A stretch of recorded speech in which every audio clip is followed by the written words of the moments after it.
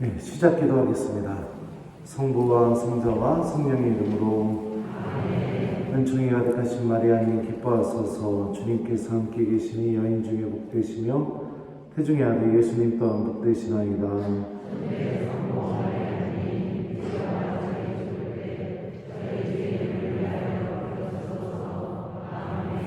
성부와 성자와 성령의 이름으로. 안녕하세요. 네, 김재덕입니다. 만나서 반갑습니다.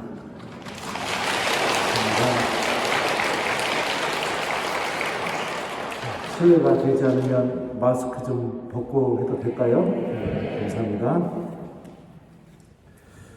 예, 여러분들 만나서 정말 반가워요. 저는 대전교구 신부고요. 2008년 1월에 신부님이 됐습니다. 그리고 2년 동안 보좌 신부 생활하고, 그리고선 2010년 1월부터 2017년 8월까지 로마에 있는 교황청림 성서연구원이라고 있습니다. 그 비블리꿈이라고 하는데요.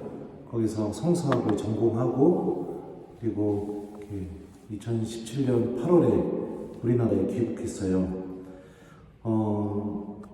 그리고 나서 대전에 있는 작은 본당 하나 이렇게 주임 신부로 사목을 했고, 지금은 천안에 있는 원성동 성당에서 주임 신부로 있습니다. 그리고 대전교구 우리 학사님들한테 성경 가르치고 있고요. 그리고 올해부터는 우리 수원교구 학사님들, 수원신학교에서도 성경을 이렇게 가르치게 되었습니다. 그래서 수원교구가 이제 물론 제 교구는 아니지만 그래도 학사님들 통해서 이렇게 만나게 될 교구라서 또 마음에서 이렇게 좀 더 정감이 가고 또 그런 것 같아요. 저는 성경을 공부한 사람인데요. 참 신기한 게 작년부터 레지오 마리에와 올해는 또 성령 봉사회, 성모님과 성령의 해를 보내고 있습니다. 성경을 가르쳐야 되는데 자꾸. 그래서 하느님께서 정말 저에게 뭘 바라시는 걸까? 난 성서를 가르쳐야 되는데 왜 자꾸 성모님하고 이렇게 성령에 대해서 이렇게 말하게 되지? 이런 생각을 이렇게 하고 있습니다. 그래도 하느님 말씀과 함께 우리 레지오 마리의 영성에 대해서 이렇게 같이 묵상해 보는 시간을 가졌으면 좋겠습니다.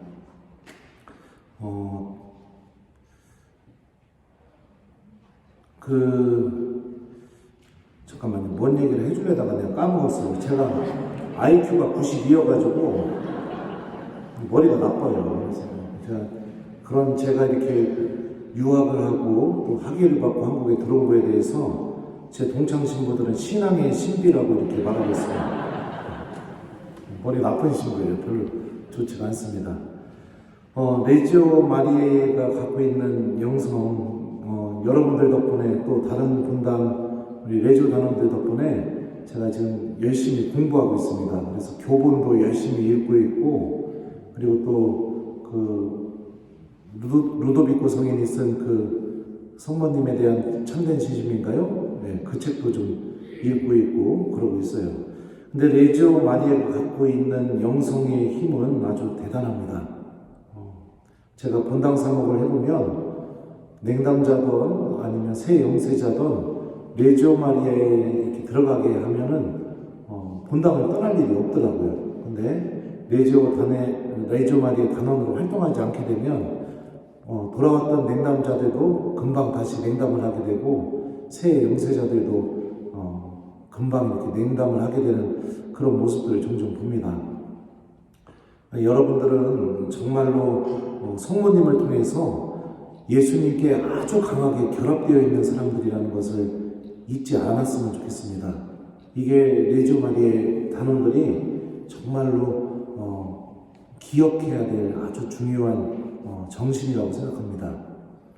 그리고 묵주기도는 예수님의 신비를 묵상하는 길이죠. 그래서 그 신비와 함께 묵주기도가 고백하고 있는 하느님의 말씀이 여러분들이 묵주기도하는 동안 내 안에 그 뿌리를 내리듯이 심겨지고 있다라고 그렇게 믿으면서 이렇게 묵주기도 바치면 누구보다도 정말로 예수님과 아주 강한 결합을 하고 있는 단원들이 될 거라고 저는 확신합니다. 저는 레지오 마리아의 활동을 해본 적이 전혀 없어요. 하지만 저희 부모님이 아주 지금까지도 레지오 마리아의 아주 열심한 단원으로 활동하고 계십니다. 그리고 어렸었을 때 제가 배웠던 신앙의 핵심도 이 레지오 마리아의 신심 안에서 모든 것을 다 배웠어요. 부모님과 항상 잠자기 전에 묵주기도 이렇게 바치고, 여기 소년 레지오 단원들도 있는데요. 그리고 또 저희 아버지께서 묵주기도 하시면서 아주 특별한 영적인 체험을 하셔가지고 그 체험 때문에 저희 집은 묵주기도를 안 하면은 큰일 나는 집이었었습니다. 어느 정도였었냐면 국민학교 3학년 때 짝꿍한테 제가 그런 질문을 했어요. 야, 너도 잠자기 전에 묵주기도 하고 자는 거 힘들잖아? 그랬더니 그 친구가 묵주기도가 뭐야? 얘기하더라고요. 그러니까 저는 그때까지만 해도 세상의 모든 집은 잠자기 전에 묵주기도 5단 바치고 자는 줄 알았던 겁니다. 제 IQ가 몇이라고 했죠? 네, 맞아요. 돌대가리까지 그렇습니다. 묵주기도 바치는 게 하루는 너무 싫어가지고 꾀가 나서 그렇게도 동생하고 바쳤던 적이 있어요. 천주의 성모 마리아님, 이제와 저희 죽을 때 저희 죄인을 위하여 빌어주소서. 아멘. 동생이 이렇게 딱 하면 제가 곧바로 곱하기 10 영광의 성부와 성자와 성령께 처음과 같이 이제 항상 영원히 아멘. 네. 이렇게 묵주기도 바치다 아버지한테 걸려가지고 뒤지게 혼났던 적도 있습니다. 하여튼 레지오 마리아의 영성은 여러분들, 저희 부모님의 그 레지오 마리아의 신심이 한 명의 사제가 나오게 만들었고, 그리고 또 그 성모 신심이 제가 또 하느님 말씀에 관심을 갖고 공부하게 만들었고, 그리고 어디를 가든 항상 이 성모님께서 함께 계시다는 그 놀라운 신비가 저는 부모님을 통해서 저에게 그대로 이렇게 물려받았다고 생각을 합니다. 며칠 전에 그런 일이 있었습니다. 제가 성령 쇄신 봉사에 저희 교구에 가서 특강을 이렇게 해줬었는데, 그 담당 신부님하고 만나가지고 같이 담소를 나눴던 적이 있었어요. 그랬는데 제가 제 입으로 이런 얘기하면 참 권위가 없어 보이지만 그 신부님이 뭐라고 얘기를 했었냐면, 형님이 거기가 세월센터거든요. 세월센터에서 말하기 시작하면, 그러니까 강의를 하기 시작하면 마치 이 성당 안에가 이 결계가 쳐지는 그런 느낌이 든대요, 자기는. 그래서 악이 절대로 침투할 수 없는 그런 느낌이 든다. 그리고 형이 하나님 말씀 이야기할 때 성령께서 이렇게 이야기하는 것처럼 그렇게 들린다. 그렇게 얘기를 해주더라고요. 그래서 제가 차 한잔 마시면서 에이, 그럼 성령이요. 그랬는데 아니라고 형님. 제가 수많은 신부들 불러서 특강을 이렇게 해봤었지만 다르다고 그런 얘기를 하더라고요. 그래가지고 기분이 너무 좋잖아요. 그런 칭찬을 들으니까 후배한테. 그래서 돌아오는 길에, 대전에서 천안 돌아오는 길에 저도 모르게 이제 차에서 묵주기도를 바치기 시작했어요. 그러면서 성모님 정말 제가 하느님 말씀을 선포하는데 꼭 필요한 은총을 저에게 허락해 주십시오 하면서 묵주기도를 바치다 보니까 저도 모르게 묵주기도를 20단이나 바친 겁니다. 차 안에서. 그리고 나서 평상시 같으면 사제관에 들어가서 곧바로 그냥 소파에 누워버려야 되는데 그 마음이 너무 기뻐가지고 성전에 들어가서 성취조배까지 했어요. 성취조배하고 성체 안에 계신 예수님한테, 예수님 제가 당신 말씀을 전하는데 저에게 꼭 필요한 은총을 주십시오. 이렇게 성취조배하면서 청하고, 그리고서 이제 내려와서 사제관에 와서 이제 좀 강의도 준비하고 이러다가 마지막 끊기도 하고 침대에 딱 누웠는데 제 생각이죠. 생각인데 그런 경우 있잖아요. 내가 나한테 이렇게 이야기하는 경우들. 없나요? 여러분들은? 네. 아주 또렷하게 그런 이야기가 제가 제 스스로한테 이야기한 거겠죠. 하여튼 딱 그 말이 이렇게 딱 들리더라고요. 그렇게 하루를 거룩하게 지내고 나니까요. 묵주기도 하면서. 왜? 너 이제부터 나 없이 살게? 딱 그 말이 들리는 순간 가슴이 철렁 내려앉는 줄 알았습니다. 아, 내가 또 나의 삶이 나는 느끼지 못했지만 굉장히 악하고 굉장히 이렇게 연결이 되어 있었구나. 그때 그래가지고서 그 말이 딱 들리고 난 뒤에 잠을 잘 수가 없었습니다. 무서워가지고. 신부님인데 무서웠어요. 그러다가 가만 생각해 보니까 아니 내가 거룩한 성교의 사제고 그리고 또 매일 성체와 성혈을 축성하고 주님께서 내 입을 통해서 당신 말씀을 선포하시는데 내가 뭐가 무서워? 그러면서 제가 그래갖고 혼자 천정을 쳐다보면서 그랬습니다. 그래, 나 이제부터 너랑 안 살아. 가. 너 빨리 가. 그러니까 마음이 편안해지더라고요. 무슨 얘기를 하려고 하냐면 묵주기도는요, 여러분들 이런 놀라운 힘을 갖고 있습니다. 성모님의 특별한 보호와 함께 나도 모르게 악에 물들어 있었던 그 삶에서 벗어나게 해주는 영적인 힘을 갖고 있습니다. 저는 그날 그 힘을 체험을 했어요. 그러니까 여러분들이 레지오 단원으로 활동하시면서 여러분들이 드리는 묵주기도 또 레지오 단원으로 이렇게 활동하는 그 회합, 봉사, 이 모든 게 성모님을 통해서 예수님과 아주 강하게 결합되고 있다는 것을 잊어서는 안 되는 겁니다. 그래야 그 회합이 또 여러분들이 하고 있는 그 활동이 또 여러분들의 기도가 놀라운 영적인 힘을 분명히 드러내게 됩니다. 우리 꼬미시움 단장님이신가요? 저한테 연락을 하셔가지고 강의 주제를 정해주셨어요. 미사 안에서 말씀으로 무장한 단원들. 이 주제로 이제 강의를 좀 시작하고자 합니다.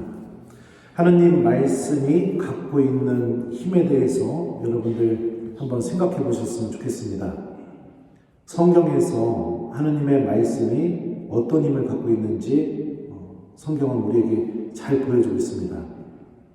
하느님의 말씀이 처음으로 들리게 되자, 세상에 처음으로 들리게 되자 인간이 살 수 없었던 그 공허와 텅 빈 상태에서 빛이 생기기 시작하고 땅이 생기고 피조물이 생겨나면서 사람이 생명을 누릴 수 있는 상태로 변화가 되었습니다. 또 하나님의 말씀이 모세에게 들리기 시작하자 이집트에서 종살이하고 있던 이스라엘 사람들은 이집트로부터 해방되어 하나님을 알아나가는 삶으로 새롭게 변화가 되었습니다.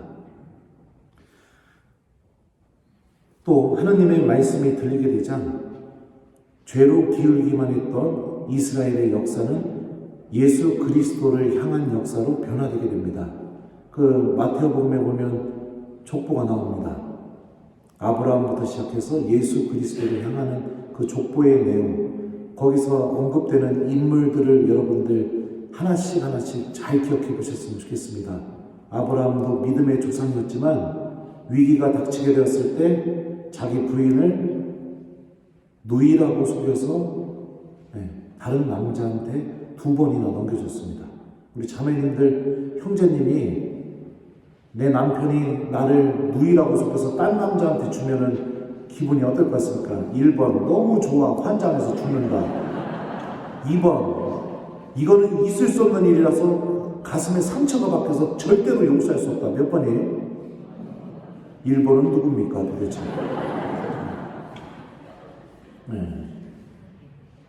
아브라함뿐만이 아닙니다. 여러분들 거기 등장하는 야곱은 에사오에게 돌아갈 축복을 다 가로챘습니다. 그죠?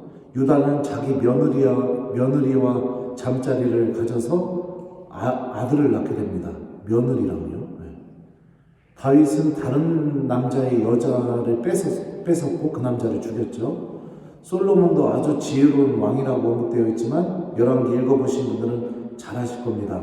마지막에 이방 여인들한테 빠져가지고 온갖 우상 숭배를 하기 시작하게 되고 나라가 분단이 되게 되는 그 원인을 제공합니다.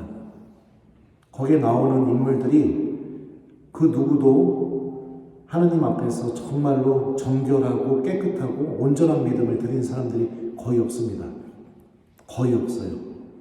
죄인들의 역사였고 하느님을 잃어버리는 역사였고 그리고 죽음으로만 계속해서 흘러가던 역사였습니다. 그 역사의 끝에 딱 한 인물이 있죠. 보십시오. 저는 주님의 종입니다. 지금 말씀하신 대로 저에게 이루어지길 바랍니다. 바로 성모님이 하느님의 말씀을 듣는 믿음을, 그 말씀이 나에게 이루어지는 믿음을 선택하게 되자 그 역사의 끝은 바로 예수 그리스도를 향하게 됩니다. 성경은 구약부터 신약에 걸쳐서 한결같이 우리에게 증언하고 있는 메시지 중에 하나가 무엇이냐?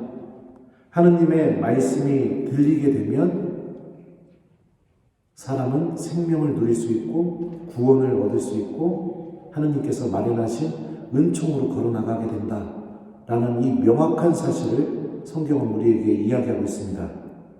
광야 생활 동안 끊임없이 하느님에 대해서 의심하고 배반하고 그럼에도 불구하고 하느님의 말씀을 붙잡고 살았던 이스라엘은요, 그 광야 생활을 통해서 신명기에서 다음과 같은 고백을 합니다.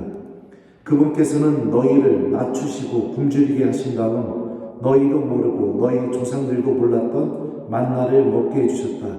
그것은 사람이 빵만으로 살지 않고 주님의 입에서 나오는 모든 말씀으로 산다는 것을 너희가 알게 하시려는 것이었다.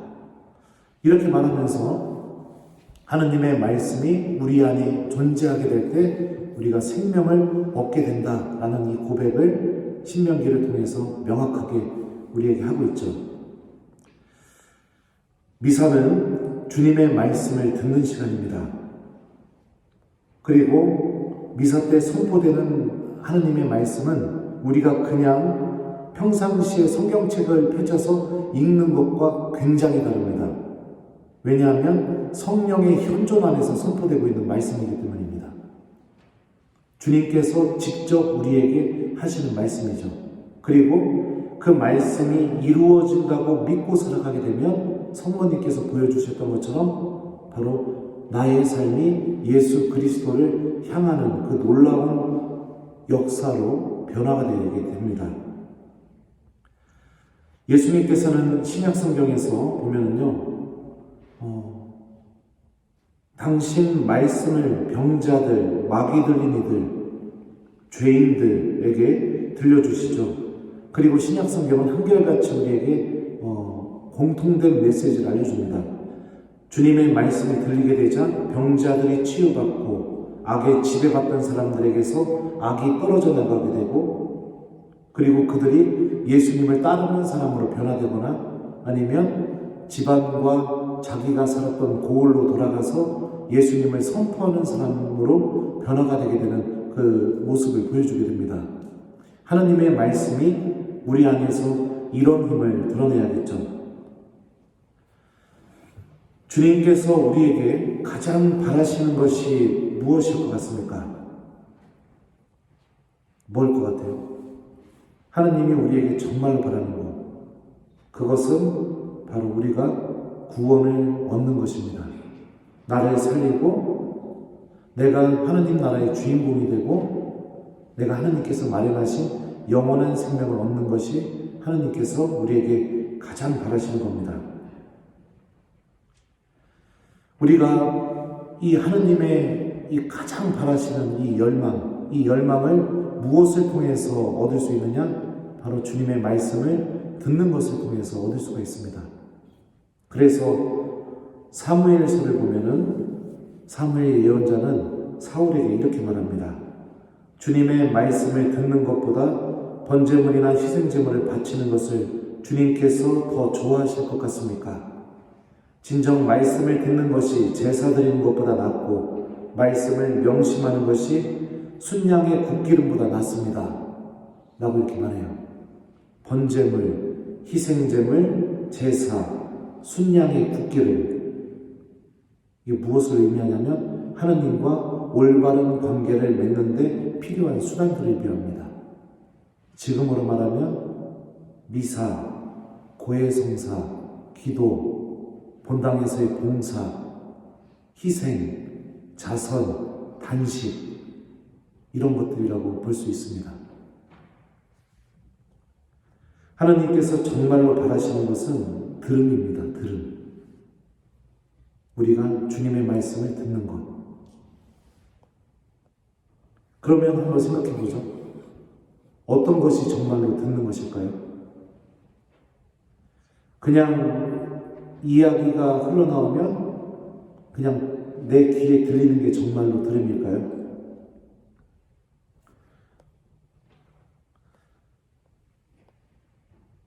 진정한 들음은요, 삶을 바꿔놓는 힘을 갖고 있습니다. 저는 신부님이 왜 됐느냐, 국민학교 때 주임 신부님이 복사를 쓰고 있는데 너 신부님 되면 신부님 되는 해에 가장 좋은 자동차를 사주겠다 이렇게 말씀하셨어요.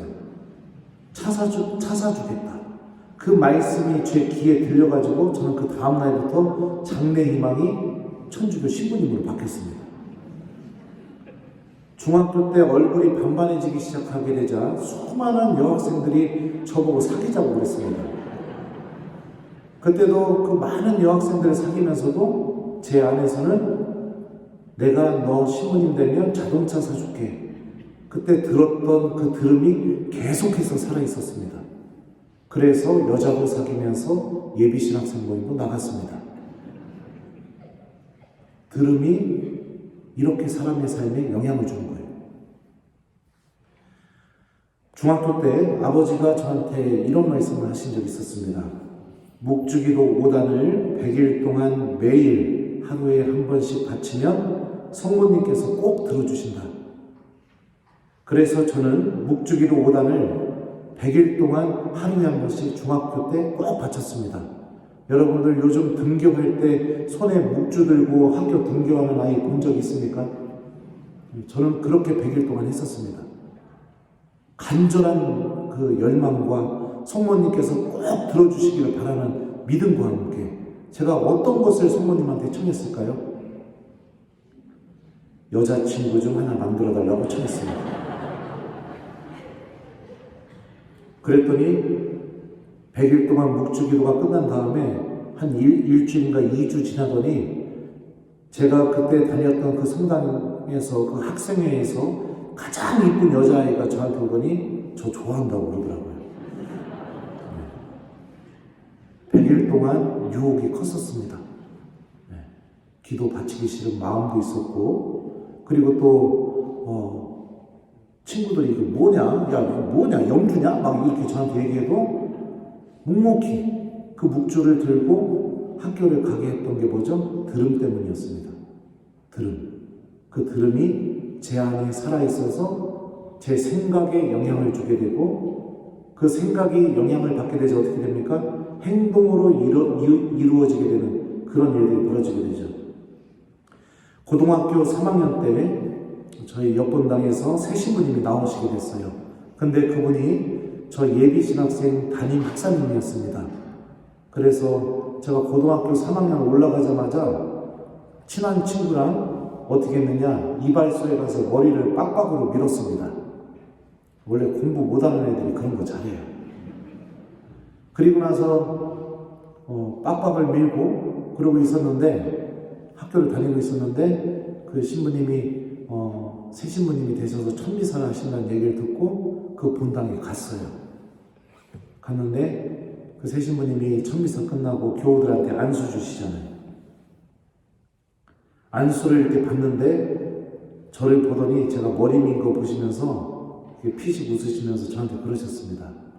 아이고 우리 제덕이, 내가 너 꼭 신부님 되라고 안수해 줄게. 그리고서 이렇게 안수를 해주셨어요.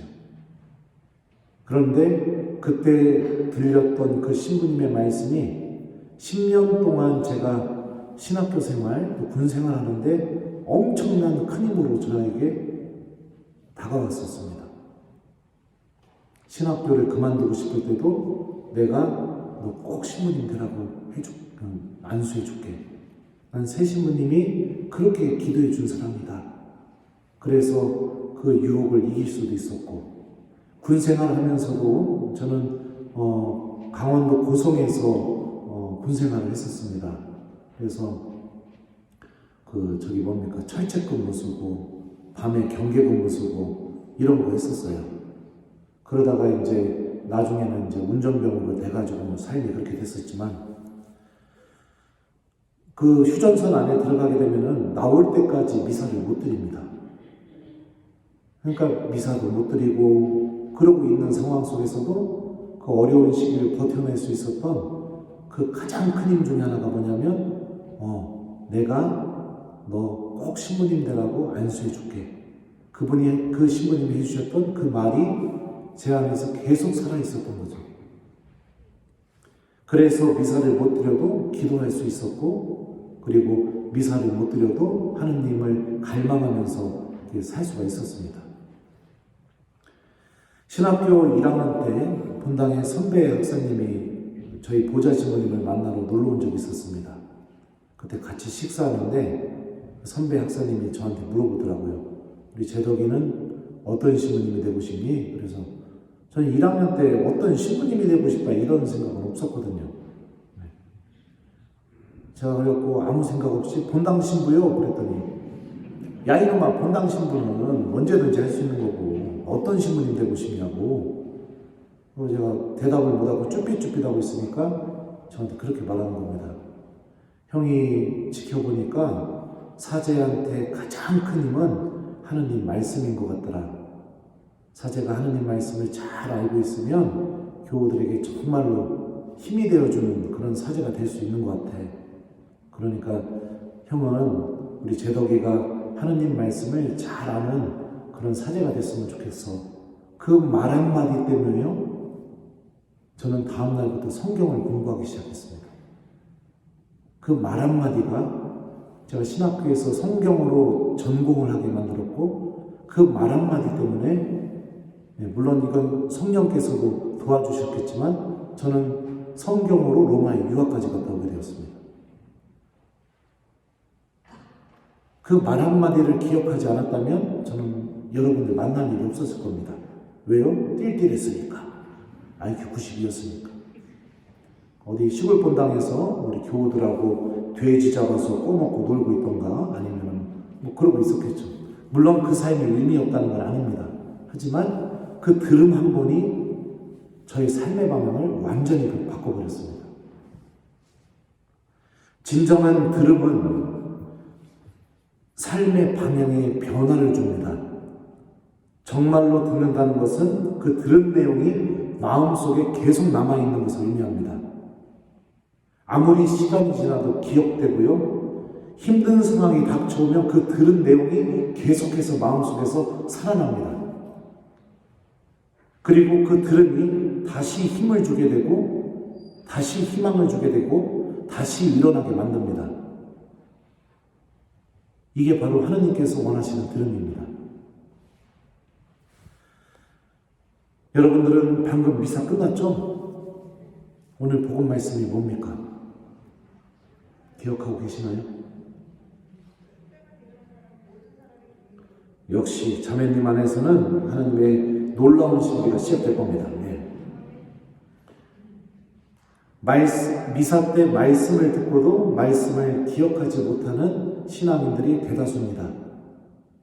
그리고 집으로 돌아가서는 그 말씀이 뭔지도 모르고 살아갑니다. 이게 천주교 신자들이 지금 걸려있는 아주 심각한 영적인 병입니다. 하느님 말씀과 아무 상관없이 살아가는 삶.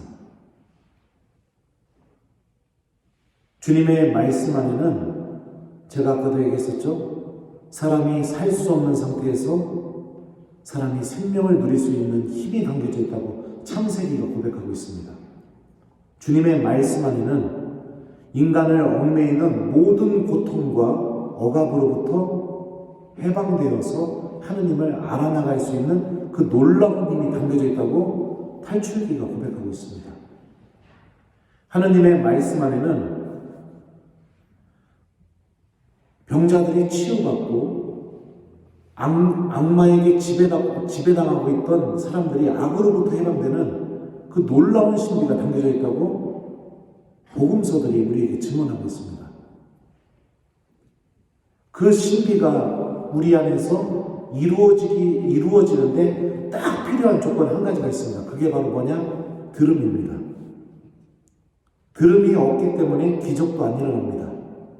들음이 없기 때문에 하느님께서 주시는 영적인 체험도 전혀 느끼지 못합니다. 들음이 없기 때문에 어떻게 하느냐?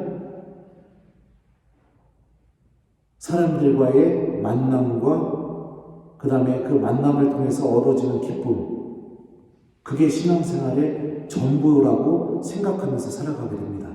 하지만 교회 여러분들, 거기에는 하느님이 계시지 않습니다. 거기에는 예수님이 계시지가 않습니다. 살아계신 예수님을 만나고 싶으면 주님의 말씀을 듣고 기억해야 됩니다. 명확한 사실입니다. 들음이 없기 때문에 레지오 회합이 험담하는 장소로 바뀌게 됩니다. 성모님을 모셔놓고 온갖 악의 열매들을 다 맺어냅니다. 들음이 없기 때문에 미사보다 회합이 더 중요합니다. 왜요? 주님을 만나는 시간은 나한테 의미가 없기 때문입니다. 사람들 만나는 회합이 나에게 더 의미가 있기 때문입니다. 들음이 없기 때문에 성체 앞에 앉지 않습니다. 그 시간이 무료합니다.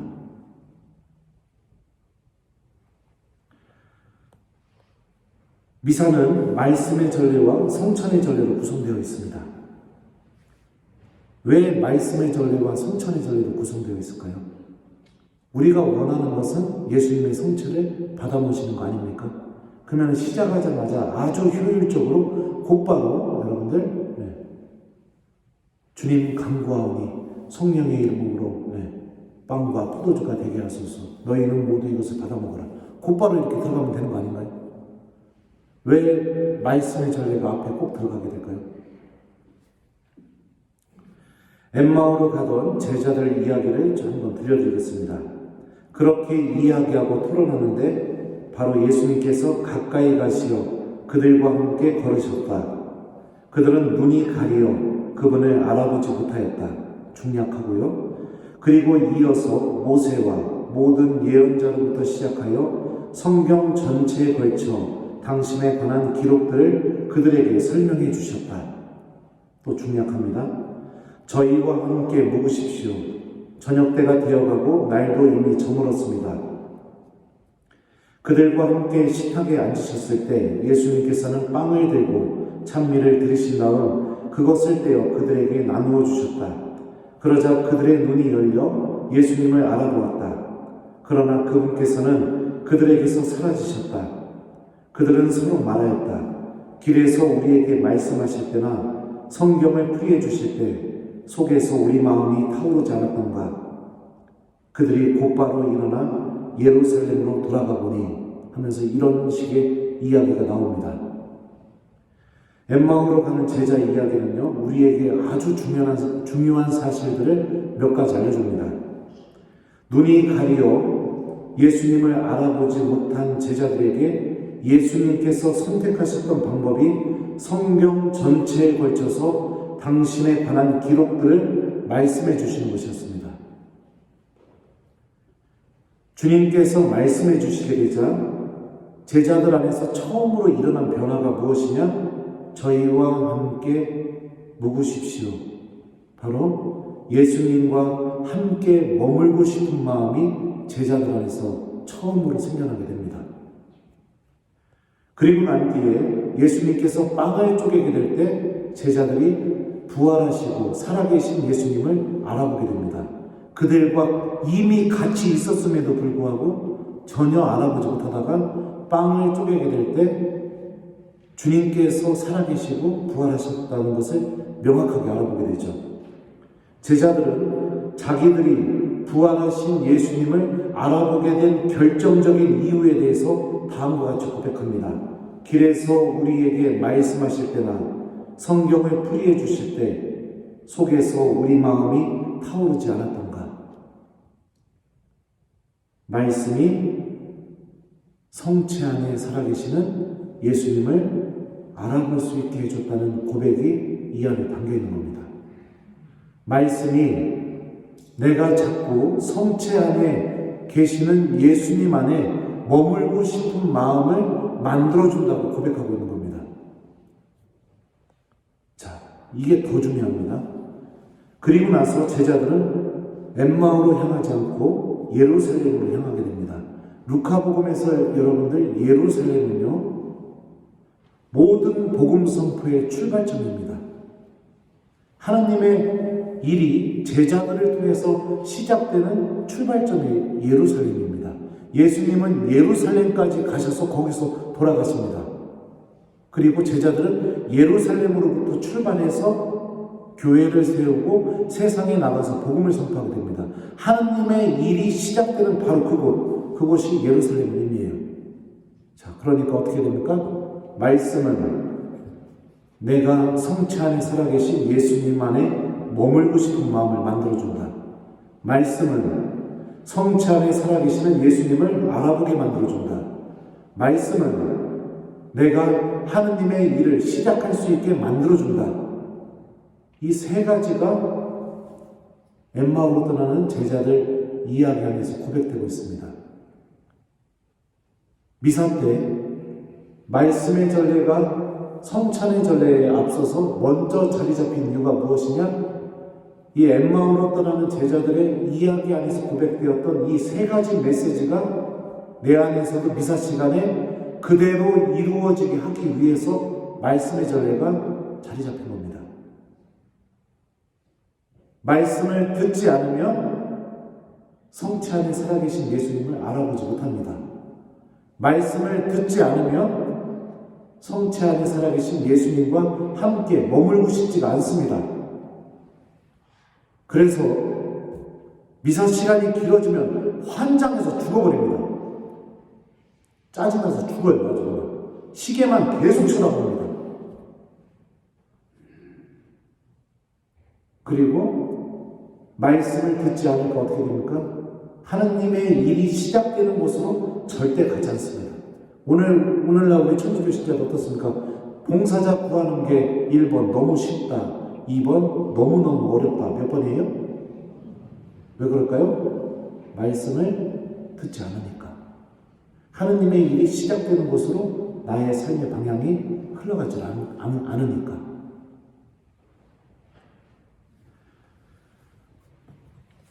주님의 말씀은 여러분들을 변화시킬 힘을 갖고 있습니다. 그분의 말씀이 여러분들의 생각을 바꿔놔야 되고 여러분들의 삶을 바꿔놔야 됩니다. 사랑하는 우리 레지오 단원 여러분들, 하느님을 정말로 믿고 계십니까? 믿는 분이 없군요. 믿고 있지 않다면 한 번만 진지하게 생각해 보십시오. 정말 하느님이 계시다는 사실과 나는 죽음을 통해서 하느님을 반드시 만나게 될 거라는 이 두 가지 사실에 대해서 한 번만 성체 앞에 앉아서 진지하게 고민해 보십시오. 그리고 기억하십시오. 오늘 여러분들이 아침부터 지금까지 살아오신 그 모습이 마지막 날에 하느님을 만날 모습입니다. 오늘 한 번도 기도하지 않고 살았다면 여러분들은 기도하지 않는 사람으로 주님을 만나게 될 겁니다. 오늘 하나님 말씀과 아무 상관없이 살았다면 여러분들은 죽는 그날에도 하나님 말씀과 아무 상관없는 사람으로 만나게 될 겁니다.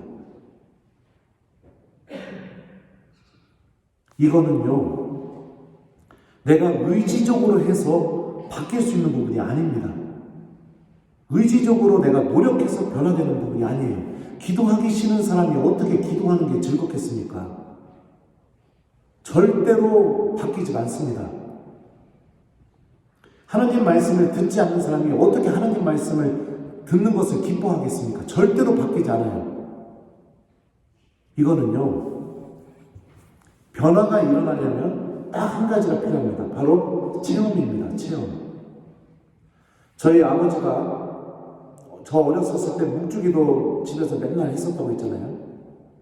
어느 날 묵주기도 마지막 영광송을 바치고 나서 저와 동생은 벌떡 일어나서 묵주기도 간신히 다 했네 이러고서 이제 누워서 막 뒹굴뒹굴하고 있는데 저희 아버지는 혼자서 십자고상 앞에서 움직이지도 않고 묵주만 계속 바라보고 계셨어요. 그래서 어머니가 이상해가지고 여보 왜 이래? 하고 툭 밀었더니 저희 아버지가 깜짝 놀라시더니 묵주를 어머니한테 보여주시면서 이것 좀 봐봐 그러시더라고요. 저도 보고 동생도 다 봤습니다. 옛날에 저희 아버지 묵주가 성모송 3번 끝난 다음에 이렇게 양쪽으로 묵주가 갈라지잖아요. 보통 그 갈라지는 부분에 뭐 이렇게 삼각형으로 된 게 있죠.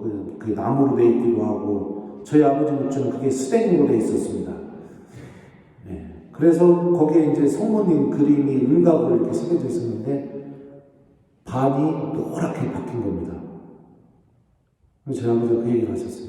마지막 영광송 할 때 한 번도 보지 못한 오색 찬란한 빛을 봤다고요. 타들어가면서.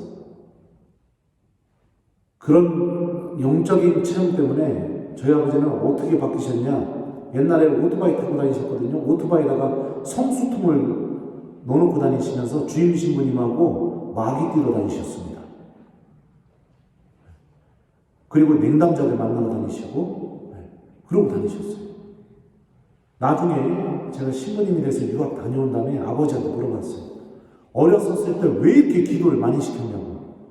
저는요 어렸을 때 논도 태워봤고요. 동네에 하나밖에 없는 그 공중변소에서 폭죽을 터뜨렸었는데 어떤 아저씨가 밤에 공중변소에 폭죽을 터뜨렸었는데 어떤 아저씨가 밤에 똥 싸다가 엄마야 하고 튀어나와가지고 도망갔어요. 하고 동네 하나밖에 없는 오락실에 가서 동네 친구들 다 불러다 놓고서 그 얘기를 했죠. 니들도 해봐라. 너무 재밌다. 근데 그 아저씨가 오락실 주인이었어요. 그 아저씨가 저랑 동생 붙잡고서 저희 집까지 가가지고 왜냐면 옛날에 시골이었으니까 다 알잖아요.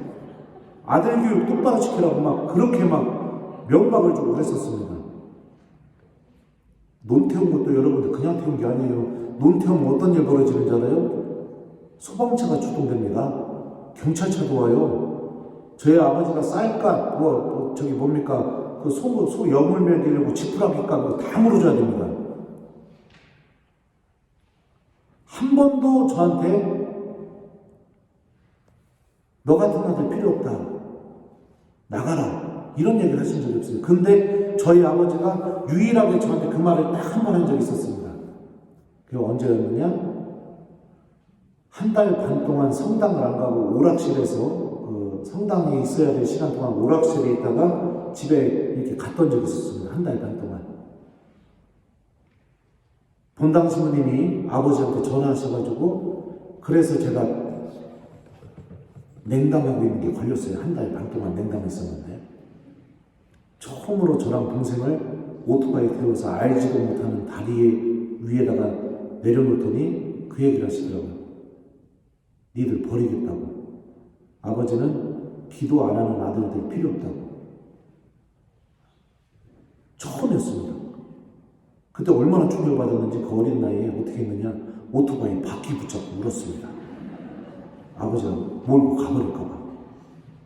그걸 물어봤어요. 왜 이렇게 기도를 그렇게 축도를 시키셨냐고. 저희 아버지가 그 얘기를 하시더라고요. 이거는 체험해보지 않으면 설명할 수가 없다고. 나는 하느님이 살아계시는 것을 체험한 사람이다. 하느님이 살아계신 걸 체험하니까 나도 천국에 가야 되고 내 아들들도 천국 가는 게 가장 중요해지더라. 그게 가장 중요해지더라. 돈 잘 벌고 좋은 직장 가고 그게 중요한 게 아니라 내 아이들이 나도 천국 가고 내 아이들도 천국 가는 게 정말로 중요해지더라. 그래서 어쩔 수 없이 그렇게 시켰다. 체험이 이렇게 사람을 바꿔놓습니다. 하나님의 말씀은 살아계신 하나님을 만나게 해줄 체험이 있습니다. 그 체험에 힘이 담겨져 있어요. 주님께서 살아계시다는 것을 여러분들 체험하고 싶다면 미사 때 하나님의 말씀을 잘 기억하십시오. 잘 들으십시오. 정말 중요합니다. 미사 때 주님의 말씀을 어떻게 들어야 되느냐? 성모님의 마음으로 들으십시오. 성모님의 마음이 뭐죠? 보십시오. 저는 주님의 종입니다. 말씀하신 대로 저에게 이루어지길 바랍니다. 그리고 엘리사벳이 성모님에게 뭐라고 했죠? 행복하십니다. 주님께서 하신 말씀이 이루어지리라고 믿으신 분. 말씀이 이루어진다는 믿음으로 듣는 게 뭐냐? 여러분들 주임 신부님께서 이렇게 이야기했다고 해봅시다. 다음 주 주일에 오시면 오신 분들 전부 다 10,000원씩 드리겠습니다. 자, 이 말씀을 여러분들이 들었어요. 그러면은 그날 미사에 안 온 교우들에게 이 말을 할 겁니까? 안 할 겁니까? 1번 한다, 2번 안 한다. 몇 번이에요? 네? 안 해요? 네. 왜요? 10,000원 받아야 되니까. 이런 마음으로 들으시라는 겁니다. 무슨 얘기인지 아시겠어요? 이런 마음으로. 누가 시키지 않아도 그 10,000원 때문에 내가 그 10,000원 받으려고 기억하고 옆 사람한테 전하고 아는 사람한테 연락해서 이렇게 이야기해 주는 것처럼 그런 마음으로 하나님의 말씀을 들으십시오. 주님의 말씀이 10,000원짜리보다 보다 못합니까? 아닌가요? 여러분들이 하나님의 말씀을 미사 때 잘 듣게 될 때 성모님의 마음과 여러분들의 마음이 하나가 된다는 것을 기억했으면 좋겠습니다. 말씀을 미사 때 잘 듣기 시작하게 되면 어떤 일이 벌어지느냐? 여러분들의 삶 안에서 주님의 말씀이 계속 생각나는 그런 일들이 벌어지게 됩니다. 아까 지금 제가 진정한 들음이 뭔지에 대해 설명했었죠? 힘들고 어려울 때마다 살아난다는 그 들음이 살아나서 내 생각을 바꿔놓고 나에게 희망을 주고 그 말씀이 목표한 대로 내가 계속해서 걸어가게 만들어주는 것처럼 말씀을 잘 기억하게 되면 그런 일들이 벌어지게 됩니다. 언제 생각이 나느냐? 죄 짓고 싶을 때 생각날 겁니다. 여러분들이 절망에 빠질 때 생각이 나기 시작할 겁니다. 여러분들이 하나님과 아무 상관없이 살아가는 삶을 선택하려고 할 때 그 말씀이 생각날 겁니다. 그리고 여러분들이 기도하러 성전에 들어올 때도 그 말씀이 생각나게 될 겁니다. 이게 정말로 주님의 말씀을 듣는 거죠.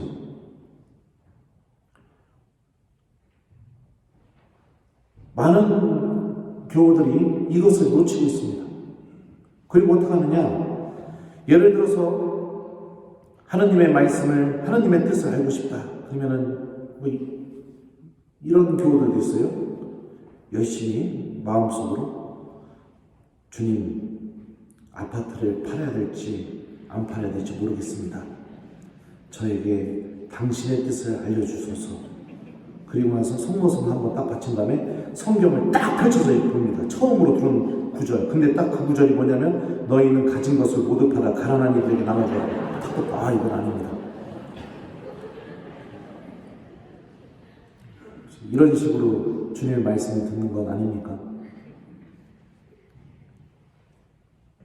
미사 때 선포되는 말씀에는 성령이 현존하면서 우리에게 다가오는 말씀입니다. 그분의 말씀이 어떻게 우리들 안에서 힘을 드러내느냐?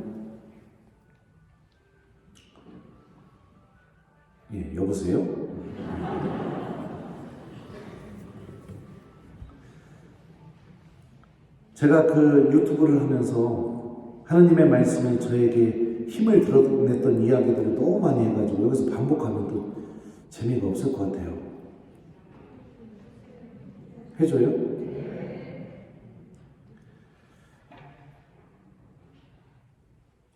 저는 굉장히 유능한 신부입니다. 유튜브가 생각보다 너무 잘 돼가지고 수익금이 많이 들어요. 그러다 보니까 유혹이 큽니다. 내가 다 쓰자, 이런 유혹. 근데 작년에 그 유혹을 이겨내고 3군데 기부를 했습니다.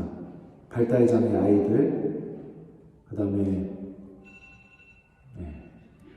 일어나세요. 그 다음에 불우한 중학생들 중학교 한 곳에 보내가지고요. 그리고 외국인 노동자들한테 이렇게 보냈어요. 그리고 또 우리 본당 교우들한테도 쓰고요. 작년에 기부했던 금액이 한 1,500만 원 정도 되더라고요.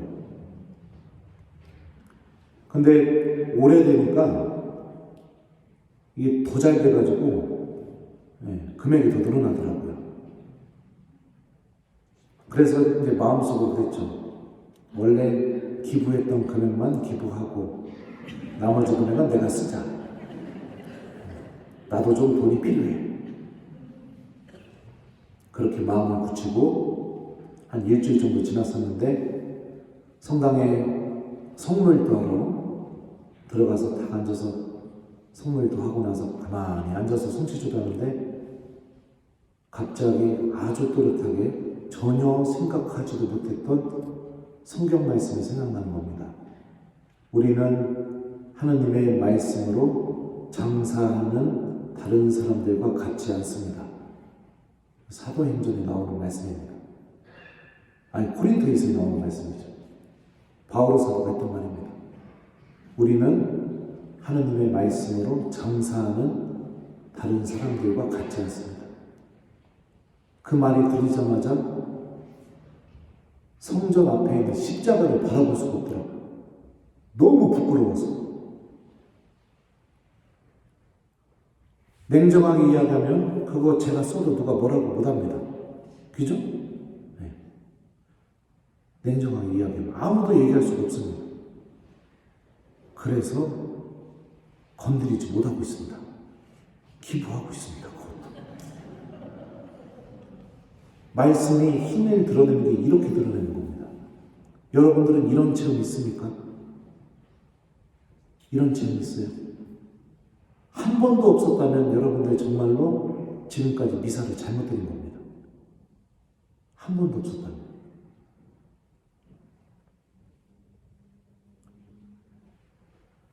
돈 얘기가 나왔으니까 또 돈 얘기 좀 해볼까요? 로마에서 유학 중에 저희 학교 앞에서 거지가 돈 달라고 이렇게 서 있었습니다. 저는 그때 교구에서 본당 주임 신부님들 받는 것만큼 그렇게 받지를 못했어요. 생활비를. 반밖에 안 보내줬습니다. 돈이 없죠. 가난이 있죠.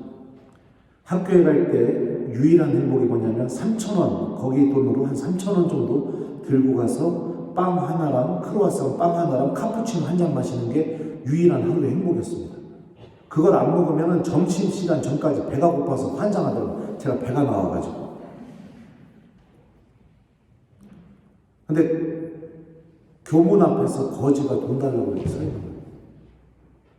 주기가 싫더라고요. 그래서 교문을 통과하기 전에 이걸 뺐습니다. 이렇게. 빼고선 교문을 통과했어요. 그러니까 거지가 저를 한번 쳐다보더라고요.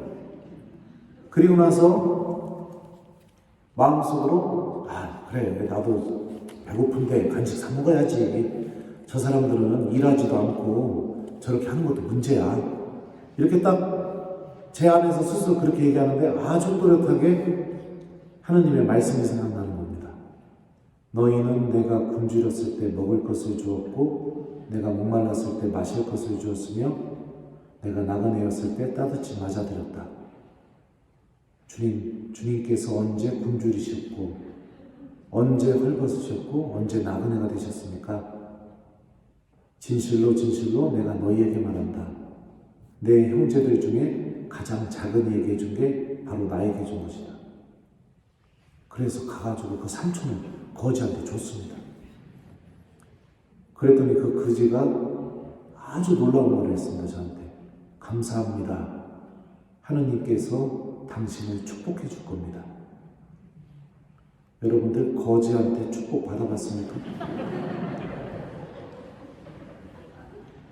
저는 거지한테 축복받은 신입니다. 가장 가난한 이한테.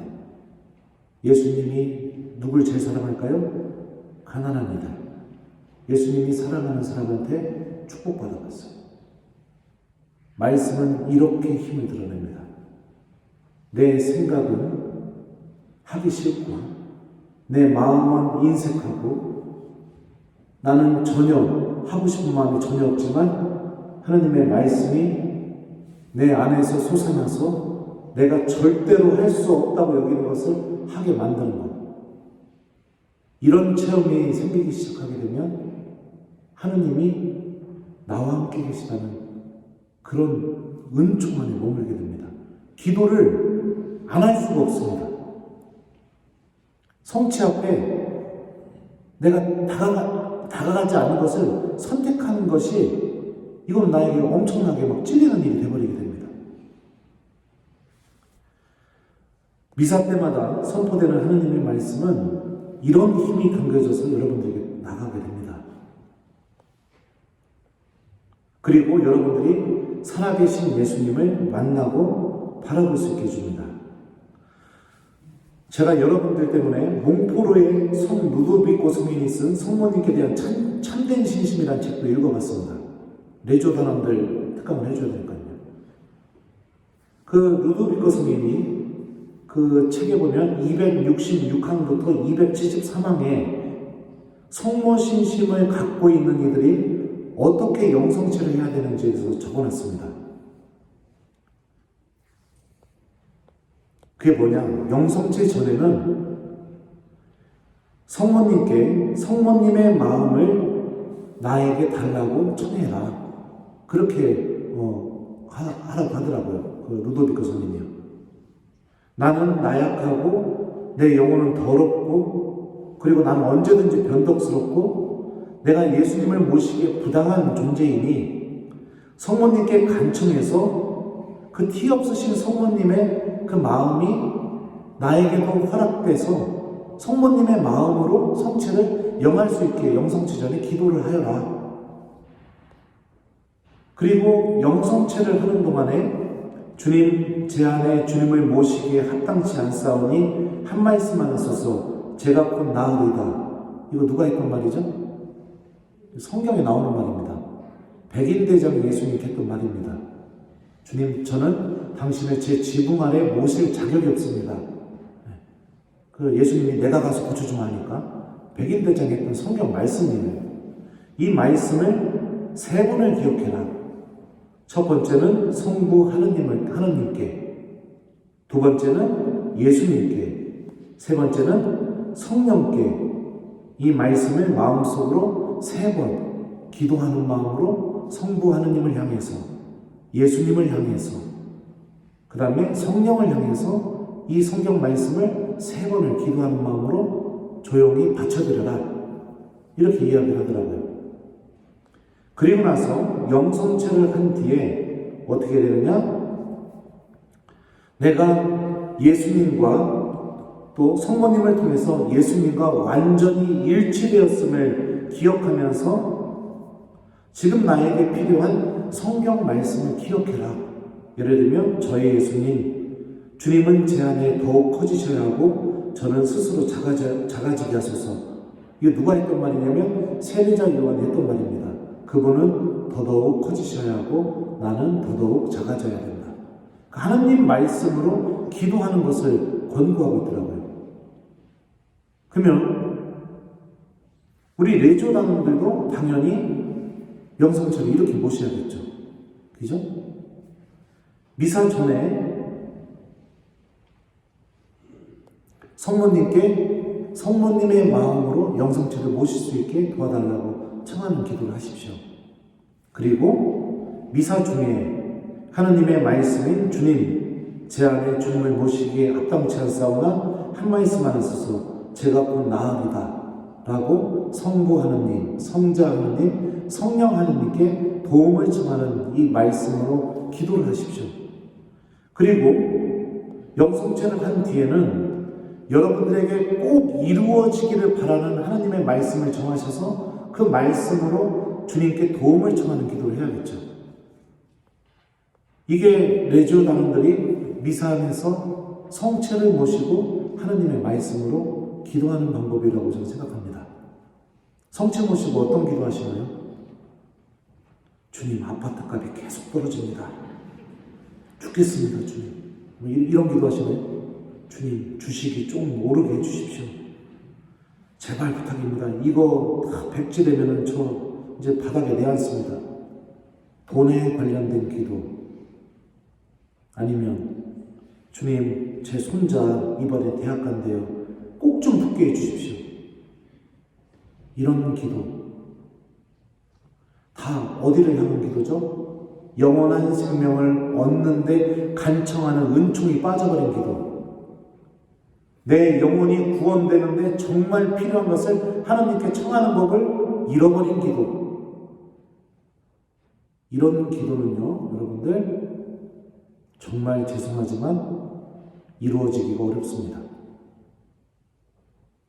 하나님은 여러분들을 구원시키는 것을 중요하게 여기시는 분이시기 때문입니다. 여러분들이 하나님과 완전히 떨어져 나가서 하나님의 사랑으로부터 완전히 떨어져 나가서 죽음의 상태에 머무는 것을 하나님은 용납하지 못하시기 때문입니다. 이게 하나님이 우리에게 줄 수 있는 최고의 사랑입니다. 미사가 끝나고 난 뒤에도 어떻게 하시느냐? 하나님의 말씀을 기억하면서 집으로 돌아가십시오. 저는 제 본당 교우들에게 어떻게 하느냐? 성전문 다 잠궈놓고 한 곳으로만 나갈 수 있게 한 군데만 열어놓고 나오는 모든 교우들에게 악수하면서 물어봅니다. 자매님, 오늘 복음 말씀 뭡니까? 물러요 신부님, 이랬다가는 다시 성장 가서 읽고 오십시오. 하느님이 방금 말씀하셨는데 그 말씀도 기억 못하면 안 됩니다. 가서 읽고 오세요. 저는 그렇게 합니다. 레지오 강복주로 들어가면 다 물어봅니다. 레지오 단원들한테. 오늘 말씀 뭡니까? 이렇게 물어봐요. 저는 제 사목의 핵심은 그겁니다. 적어도 제 교우들은 그날 복음 말씀이 뭔지 아는 교우가 되게 만드는 것. 이게 제 사목의 목표입니다. 그랬더니 어떤 일이 벌어진지 아세요? 처음으로 평행미사에 참석하는 교우들이 늘어나기 시작했습니다. 여기는 주임에서 어느 정도 나오나요? 모르시나요? 네. 저는 굉장히 작은 본당 주임이신 겁니다. 제가 처음에 본당 부임했을 때 평일미사, 주일미사 230명 정도 이렇게 나왔어요. 토요일부터 주일까지 다 해서. 그런데 처음으로 나타난 현상이 뭐냐? 말씀을 기억하게 만드니까요. 한 5월 달쯤에 처음으로 우리 본당 교우들이 평일미사 100명을 돌파하더라고요. 그리고 한 7월쯤 되니까 130명을 돌파하더라고요. 그러니까 주일미사 참여자 수의 50%가 평일미사에 나오는 겁니다. 여러분들이 1000명 나오는 본당이다 하면 500명이 매일 미사 나오는 거예요. 똑같은 거죠. 두 번째로 나타난 현상이 뭐냐? 성체조배하는 교우들이 엄청나게 늘어나더라고요. 엄청나게 늘어나더라고요. 세 번째로 나타난 현상이 뭐냐면 냉담자 찾기 운동도 안 했는데 주일미사 참여자 수가 100%가 증가됐습니다. 450명 뭐 이렇게 나와요. 말씀만 기억하고 있는데 성령께서 이루어내시고 있는 일이죠. 제 교우들이 어떻게 하냐면 미사 끝나면 저한테 와서 이러더라고요. 신부님, 저 안수 좀 해주십시오. 왜요? 어디 아파요? 그랬더니 아니요, 냉담자 만나러 가려고요. 시키지도 않았는데. 그 안수해줬죠. 그때 이틀 뒤에 냉담자 데리고 왔어요. 말씀이 기억나고, 여러분들 이거 똑같은 얘기입니다. 본당 신부님이 다음 주에 오면 10,000원 주겠습니다 할 거 어떻게 해요? 말씀을 기억하고 그 말씀을 성당에 안 나온 사람한테 전화를 하고, 그죠? 네. 이게 말씀이 힘을 드러내는 그런 신비가 벌어지게 되죠. 이게 초대교회 안에서도 성령께서 제자들에게 오시고 나서 벌어졌던 일과 똑같은 일입니다. 제자들이 성령 체험을 하고 처음으로 어떻게 했습니까? 밖으로 나가서 구약 성경에서부터 걸쳐서 모든 말씀이 예수님께 향해 있다는 것을 유다인들에게 막 선포하기 시작하죠. 그래서 유다인들이 회개하고 세례받고 교회가 생겨나게 되고 이런 일들이 벌어지게 되죠. 말씀을 기억하고 집으로 가십시오. 악은 우리가 하나님 말씀을 기억하지 않기를 아주 간절히 바라고 있습니다. 아주 간절히 바라요. 너무너무 간절히 바라고 있습니다. 악은 여러분들을 어떻게 지배하는지 아세요? 악이 영화에서 나오는 것처럼 목이 이렇게 돌아가서 360도 돌아가고서 여기 입에서 뭐 쫙 나오고 막 이상한 말로 막 이야기하고 이런 방법을 여러분들이 지배할 것 같아요? 아주 교묘합니다. 이거에 대해서도 특강을 한번 해줘야 되는데 언제 올지 모르니까요. 조금만 이야기하겠습니다. 복음서에 보면 모든 마귀들은 한결같이 예수님한테 똑같은 말을 합니다. 하나님의 아드님, 당신께서 저희와 무슨 상관이 있습니까? 하느님의 아드님이라고 불러요, 예수님을요. 그럼 뭐예요? 예수님이 하느님이라는 걸 머리로 알고 있는 겁니다.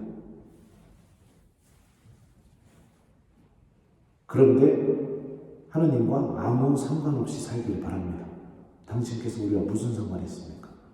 악은 이렇게 우리를 지배합니다. 머리로 알아나가는 거 건들지 않아요. 구원받으려면 미사 나가야 되고, 하나님의 은총을 얻고, 내가 정말 영원한 생명을 얻으려면 내주 단원도 해야 되고, 본당에서 봉사도 해야 되고, 성경 말씀도 잘 들어야 되고, 집에서 기도도 해야 되고, 내가 죽은 뒤에 천국이 있다는 것도 당연한 것이고, 지옥도 있다는 것도 당연한 것이고, 머리로는 다 압니다. 그런데 눈 떠서 잠자기 전까지 하나님하고 아무 상관없이 살게 만듭니다. 아무 상관없이. 그래서 밥 먹을 때 외에는 내 머리에 기도하기 위해서 손이 올라가지 않습니다. 상관없습니다.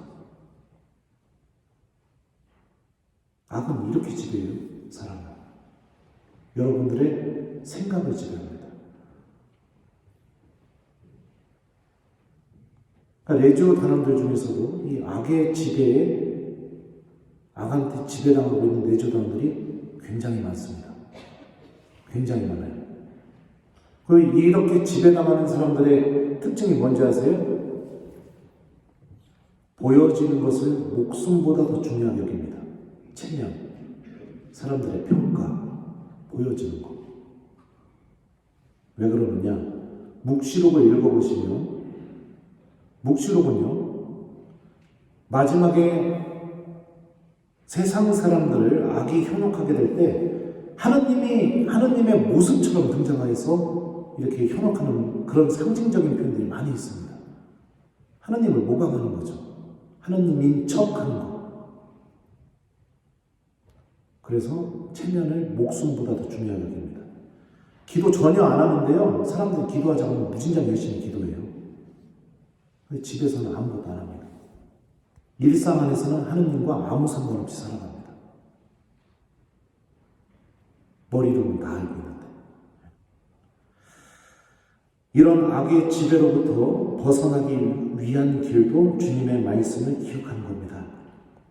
여러분들 잊지 마십시오. 예수님께서 광야에서 유혹받을 때 악을 물리치신 방법이 뭘까요? 1번 기적을 보여주시면서 악마를 꾸짖으셨다. 2번, 하느님의 말씀을 기억하셨다. 몇 번일까요? 맞아요. 빨리 커서 신부님 되세요. 이뻐라. 우리 애기는 빨리 커서 수녀님 되세요. 성경에 이렇게 기록되어 있다. 말씀을 기억하는 것은 제가 여러분들에게 시킨 어디서 새로운 방법을 가져와서 얘기하는 게 아니라 예수님께서 하신 방법을 여러분들에게 알려주는 겁니다. 말씀을 기억하지 않게 되면 우리들의 삶은 하나님과 아무 상관없이 살아가게 됩니다. 그리고 악은 우리가 그렇게 살아가게 될 때 너무 기뻐합니다. 너무 기뻐해요. 레지오 교본에서 레지오 단원이 성화되는 첫 번째 길이 미사라고 말하고 있습니다. 교본 8장 76페이지부터 77페이지입니다. 거기에 보면 이런 표현이 있습니다. 레지오 단원들은 성모님과 일치하여 활동을 수행하며 특히 성찬식에 참여할 때 성모님과 더욱 일치해야 된다. 그리고 몽포르의 성 루도비코 성인은 성모님과 온전히 일치하는 방법이 영성체 전에 성모님의 마음이 내 안에 오시기를 청하고 세 번의 그 하나님의 말씀을 기억하면서 성부, 성자, 성령께 기도하고 성체를 모신 뒤에 나에게 꼭 필요한 하나님의 말씀과 함께 기도하는 것이라고 알려주고 있습니다. 말씀이 여러분들 안에서 이루어진다는 믿음과 함께 미사에 참여하십시오. 그 마음으로 여러분들이 미사에 참여하게 될 때 여러분들은 성모님과 온전히 일치하는 레지오 단원이 될 수 있을 겁니다. 그러면서 모든 악의 유혹을 이겨내는 성모님의 병사도 될 수 있습니다. 말씀을 기억하지 않는 레지오 단원들이 모여있는 프레시리움 잘 생각해 보십시오. 온갖 악의 열매를 맺어내고 있는 소굴일지도 모릅니다. 마치 예수님께서 유다인들을 향해서 하나님의 성전을 장사하는 집으로 만들어 버리지 말라고 얘기했던 것과 같이 똑같은 일이 여러분들의 레지오 회합 시간 안에 벌어지고 있는 것은 아닌지 곰곰이 성찰해 봤으면 좋겠습니다. 여러분이 기억한 말씀들은 여러분들을 구원해 줄 수 있는 힘이 담겨져 있고 결정적인 순간에 하나님을 바라볼 수 있게 해주는 은총이 담겨져 있습니다. 그 빛으로 걸어나가는 레지오 단원이 되어 온전히 성모님께 자신을 봉헌하고 또 성모님의 훌륭한 도구가 될 수 있겠죠. 말씀은 성모님과 떨어질래야 떨어질 수가 없습니다. 말씀은 성령과 떨어질래야 떨어질 수가 없습니다. 말씀은 하나님의 구원과 떨어질래야 떨어질 수가 없습니다. 말씀은 하나님께서 주시는 영원한 생명과 떨어질래야 떨어질 수가 없습니다. 아주 간단합니다. 사랑하는 레지오 단원 여러분들, 복음 말씀 기억하십시오. 아주 간단합니다. 성전으로 향하시기 전에 집에서 먼저 아침 기도하시고 복음 한번 읽어보시고 복음 말씀 기억하십시오. 그 말씀 기억하면서 묵주기도 바치면서 성전으로 오십시오. 미사 전에 성체 앞에 앉아서 다시 복음 말씀 읽으십시오. 그리고 말씀 한 구절을 기억하면서 성모님께 도움을 청하십시오. 성모님, 저도 이 말씀이 당신처럼 제 안에서 이루어지리라는 믿음을 저에게 보태어 주십시오. 미사 시간에 선포되는 하나님의 말씀을 귀담아 들으십시오. 그리고 신부님께서 해주시는 그 감론 말씀을 아주 소중하게 들으십시오. 주님께서 신부님을 통해서 여러분들에게 이야기하고 계십니다. 그리고 성체를 모시기 전에 주님의 말씀을 다시 기억하십시오. 영성체 모시고 나오시면서 하나님 말씀 기억하시고 성모님께 몽페르의 루도비코 성인이 얘기했던 것처럼 당신의 마음을 저에게 달라고 그렇게 청하고 성체성가 부르면서 앞으로 성체 앞으로 나오십시오. 성체 모시시면서도 하나님의 말씀을 기억하시고 성체를 모시고 난 뒤에도 하나님의 말씀을 기억하시고 집으로 돌아가실 때도 하나님의 말씀을 기억하십시오. 그래야 여러분들이 악으로부터 승리할 수 있습니다. 그래야 성모님께 온전히 일치되는 내조단원이 될 수 있습니다. 악한테 지배당하지 마시고 하나님의 말씀이 여러분들을 완전히 지배할 수 있게 하십시오. 아주 간단합니다. 말씀을 기억하는 것. 그래요. 나중에 지옥 가셔서 저 만나시고 나서 신부님 말씀 들을 걸 그랬다고 그러지 마시고 지금부터 미리 하십시오. 여러분들 하나님 나라 존재합니다. 잊지 마십시오. 여러분들 하나님 만날 겁니다. 절대로 잊지 마십시오. 여러분들의 믿음이 여러분들을 구원시킬 수 있는 힘을 기르는 그런 내조단원이 됐으면 좋겠습니다. 제가 아까 지금 처음에 얘기했었죠? 내조단원들은 성모님을 통해 예수님과 아주 긴밀히 결합되어 있는 사람들이라고요. 여러분들 내주 선서하는 순간부터 이 신비가 여러분들과 함께 있습니다. 그러니 제발 부탁이니까 스스로 이 신비를 깨트리는 사람이 되지 않았으면 좋겠습니다. 바리사이들과 율법학자들 어땠죠? 하나님의 일을 많이 했던 사람들이죠. 하나님에 대해서 잘 알고 있었던 사람들이죠. 그 사람들이 어떻게 했습니까? 여러분들 마태복음 읽어보시면 아시겠지만 그것도 특강 얘기해줘야 되는데 악마가 예수님한테 3가지 유혹을 합니다. 어떻게 유혹하냐면 처음에 하는 문장이 그겁니다. 당신이 하느님의 아들이라면 이 돌더러 빵이 되라고 해보시오. 그 유혹의 핵심은 뭐냐면 돌이 빵이 되게 하라는 게 아니에요. 여러분들 네가 하느님의 아들이라는 걸 돌이 빵이 되게 하는 걸 통해서 증명해봐라 이런 의미입니다. 근데 당신이 하느님의 아들이라면 이 표현을 십자가 안에서 누가 이야기하는지 아세요? 마태복음을 보면 수석 사제들과 율법학자들과 바리사이들이 예수님한테 똑같이 이야기합니다. 당신이 하느님의 아드님이라면 십자가에서 내려와 보라지. 하느님과 가장 가까운 일을 하는 사람이 악마와 똑같은 말을 하느님 앞에서 하고 있는 겁니다. 이런 불행한 주인공이 되지 않았으면 좋겠습니다. 너무 무섭게 이야기했나요? 자, 그러면은 이제 슬슬 끝내도록 하겠습니다. 하여튼 미사 안에서 말씀으로 무장한 사람들, 이 제 탓이 아닙니다. 여러분들 이 꼬미시움 단장님께서 이 주제를 해달라고 했기 때문에 여러분들이 미사 안에서 말씀으로 무장되게 만들려고 저는 작정을 하고 왔습니다. 그렇다고 또 꼬미시움 단장님한테 막 뭐라고 하지 마세요. 그래서 주님의 말씀이 여러분들을 잘 지켜주고 여러분들이 성모님과 함께 예수님을 바라볼 수 있는 은총의 주인공들이 되었으면 좋겠습니다. 지금까지 부족한 제 강의 들어주셔서 진심으로 감사합니다. 감사합니다.